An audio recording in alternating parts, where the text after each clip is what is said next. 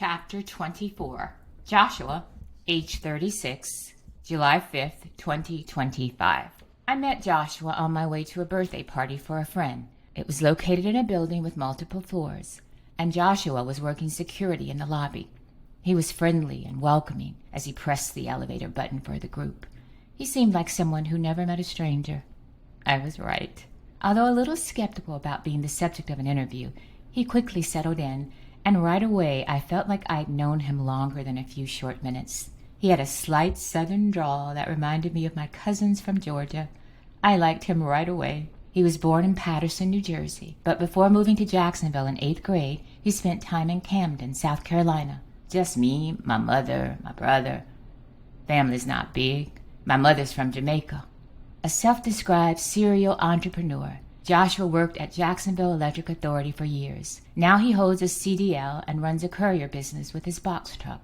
But he's always got something else in motion. When you work for yourself, you gotta have multiple things. You gotta have multiple streams. Keep your mind open, just do what you gotta do. He's the father of 2 girls, one 12, the other just a year old. I asked what he feared most. Death. Not so much the act of dying, but the idea of running out of time before doing what he was put here to do.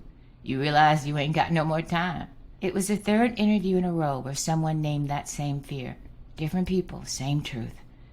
Joshua was raised in church, but his relationship with God has evolved. After you learn certain things, you get your own understanding.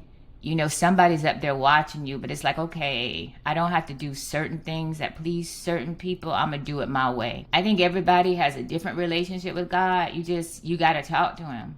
Talk to him and don't forget about him. When asked what might surprise me about him, he told me he's a crier.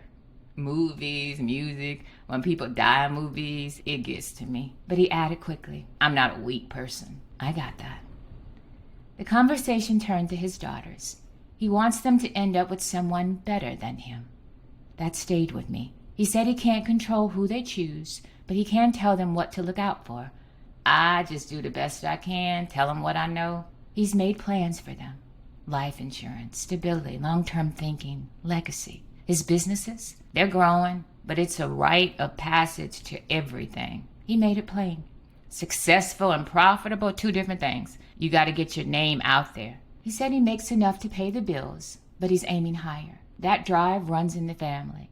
His grandfather, who was Chinese, owned a corner store in Jamaica. His grandmother played piano at a local hotel.